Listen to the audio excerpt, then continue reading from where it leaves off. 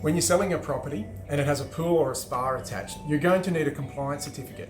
What I'm going to go through today is invite Blake from East Coast Building and Pest Services to run us through what's required to make something compliant. We're going to start off with the spa, then we're going to go to a pool.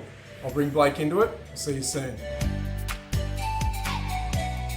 I'm here with Blake from East Coast Building and Pest Services. How are you, Blake? Yeah, good, thank you. That's good. Thanks for being on board today, mate. I know you've taken time out of your busy schedule. Yep. But look, this will be really helpful. We get clients call all the time about whether what they need in order to get compliant. So if you could run us through a few things. Let's start with the spa. I'm here at Amanda's place, my business partner. She's the lucky one with an outdoor spa, mate. So let's get into that and we'll have a look. All right, so what's required to make this compliant? It's got to have a lockable lid. Okay. So that's done with usually little latches on the side, anchored down to the framework of the spa, then the lid basically can't be moved without being unlocked. Perfect. Doesn't need a key lock or anything, just needs to be latched. Just needs to be latched with those little clips like a bicycle helmet. Beautiful. If we haven't got the lockable lid, what are our options? You can fence the spa. Right, okay, so right around just this section? Right around the spa, so it's isolated from the rest of the area. So no one can get in? No one can get in. Yep, that's right, okay, fair enough. Yeah. Any height restrictions? Yeah, there is. So it depends if you're using a boundary fence as part of the barrier, or you're just going to single it off and put a fence around it. It's 1.2 minimum. 1.2 metres minimum, so 1200 in builder's terms as well. Yep. Right, yeah. That has to go right around. If this one didn't have a lockable lid, what sort of you would come back and say it's non-compliant? Yes, that's right. And this is why it's non-compliant. Now, what if they got the fence in, they get you back? What's the process? Yeah, that's right. So we do a non-compliance certificate. Yep. We write up a report stating what the non-compliance issues are and what they need to do to rectify the issues. Yep, great. Is that all they need? Just a fence, lockable lid, anything else? No, you also need a CPR chart. Okay, right. Current one that's clearly visible from the spa area in case an accident does happen. Right, if the client hasn't got one, can you install them or they've got to go to Bunnings? What's the situation? Well, usually we carry a couple on us because sometimes it's quite regular that they are not there available on site. Or they're not there, or they're faded, or being damaged. Yep. So it works out better if we just have to carry a couple on us. Fantastic. And this would be might be different for a pool and a spa. Is there a time period that it takes to get a report done? How long does a client need? So if a spa like this, how long would this take you? For start to finish, usually about 24 hours, and they'll have their report and non-compliance or compliance certificate. Fantastic, great. And for clients out there, you can sell a property with a non-compliant certificate. However, the buyer would need to have that compliant within 90 days of settlement. And that applies to spa or pool. So with those sort of things, talk to us so we can then explain to you whether you should go ahead or not, whether we should exchange, whether we should settle. We can work all that through. Mate, that's pretty good. Why don't we head over to the pool and see what we can find out there? Got it, sounds good. Beautiful. See you at the pool. Okay, welcome back. We're now at the pool. So, mate, let's go through, check out what needs to be done. I'm guessing resus chart, that needs to be whether it's pool or spa. Would that be fair? Yeah, that's right. Right, okay. Mate, it's a fair bit of area that we're going to be covering here to go through and check out. I'm going to throw the gimbal on and I'll follow you around the pool. Is that all right? Yeah, fine. Brilliant. All right, let's do that right now. Righto, we're going to start through by measuring the internal pool fence. The measurement's taken on the outside of the internal pool fence. It's got to be 1200 millimetres from finished ground level or a fundamentally stable object. We'll go through and have a look. The measurement here is off the concrete up to the top. It's above 1.2 metres. That's okay. The next thing we're going to measure in the non-climb zone, you can't have anything within 900 millimetres of each other with a depth of greater than 10 mil. So the pool hinges, because of the width of them, they've got to be further than 900 millimetres apart, or a 60-degree angle fitted to the top of one of them to make it not climbable anymore. And they're greater than 900. The next measurement we check is the top button on the latch up the top here. That's got to be 1.5 metres minimum from finished ground level. And that's at 1.6. So plenty of height there. There's 3 measurements to check when checking a gate, whether it closes correctly. The first one is all the way open.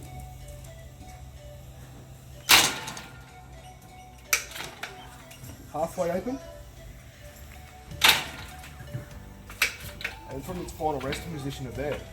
And as you can see, this one does not close. Now usually, there's a number of different reasons for that. It could be that the hinges, the springs are worn out, or it could be something misaligned with the latch. So we'll have a look further.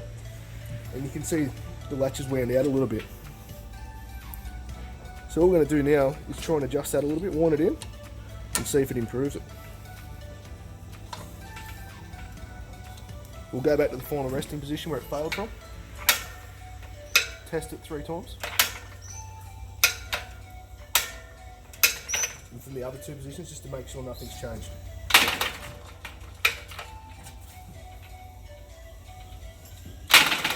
And the final test with the gate, give it a bit of a shake to make sure it can't come undone when it's latched. Now, good practice to do when it's not in use, you take the key out of the latch and put it in a safe position where small children can't get to it, so the gate will always be locked at all times when not in use.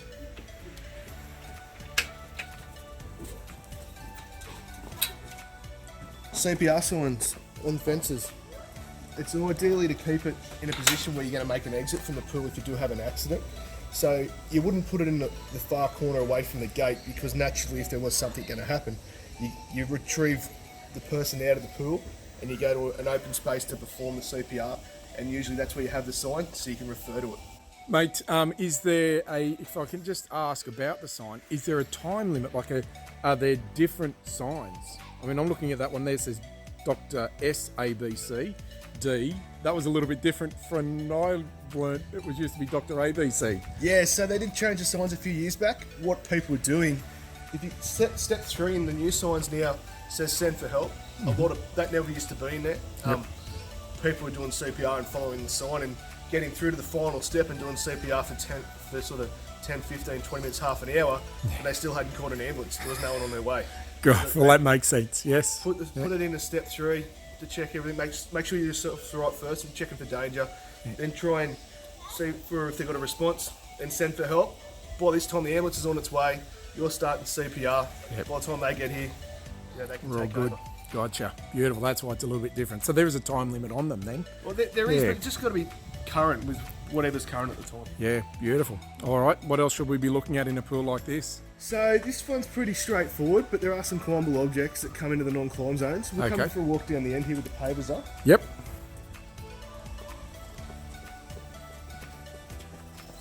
Now these pavers and the brick at the back there can be used as a foothold. By a small child putting their foot through the fence and using it as a stepping aid to get over the fence. So the best thing to do is you remove them all together. For the main, we'll just take them out of the way. And that makes it compliant, does it? That will make it compliant, yes. Yeah, perfect. No dramas, lovely. Mate, I have heard of 2 people saying that vegetation, I can't get it approved, it's non-compliant because of vegetation. Is that because of the height with the fence? It's because of the height of the fence and what type of vegetation it is. Yep. So it's got to be, if it's climbable vegetation, so that means if there's branches or sticks or objects within that vegetation that can be used to be climbed on to gain access into the pool area, that's why it'll be non-compliant. Great, okay. Now this fence does comply, it's the right height. If it didn't, what sort of things can we do to make it compliant? Well, you can see in the past here where they've had to extend the fence to bring it up to the current standard. Yep. Because that is at 1.8, you can have horizontal members that are climbable. Okay. But then there's another measurement that comes in, which is a 900mm arc.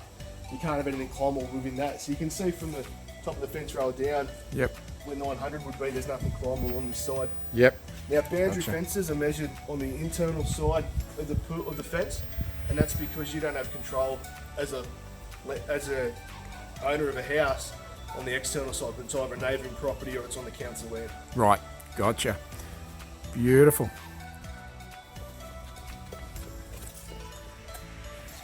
What else we got here, mate?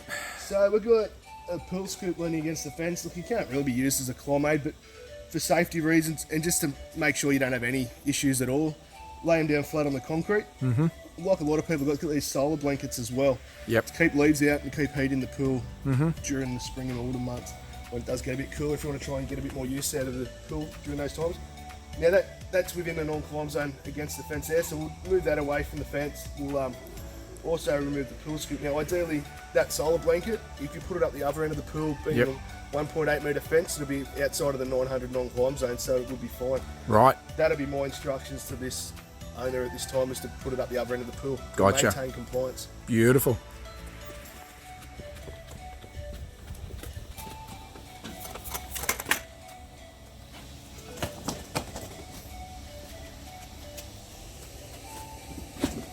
Now it can't be used to climb on. That's exactly right. Right. Plenty of room there. You've got to have a minimum of 300 mil on the internal side of a pool fence where there can't be any climbable objects. Gotcha. Beautiful. And that's pretty much it, is it, mate? They're the main ones. Pretty much it, mate, yeah. For sure. Yeah, okay. There's different heights and stuff for boundary fences depending on when the last major modification was done or when the pool was installed.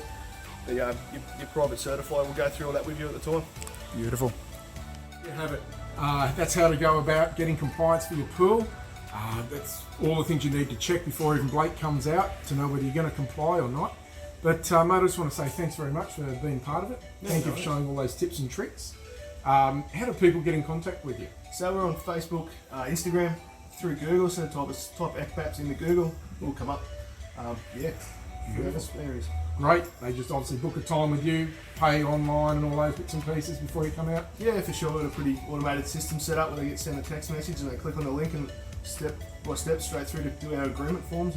Perfect. If there's any other questions they've got, or even just a phone call if they're unsure of anything, they can give me a phone call and we'll have a chat about it on the phone. And Right. Now, we didn't talk about it in this video because it'll be way too long, but you do pest and building reports as well, don't you? I do, yeah. Yeah, great, no worries. So I can give you a call about that. So if you're looking for a pest and building inspector, Blake can do that as well. Do the whole lot, all at once. All right, well, thank you again for taking the time to watch this. Hopefully you'll find it helpful. If you've got any questions, contact Blake or give us a call. We've got all his details and we'll be able to answer any questions you've got. Thanks again.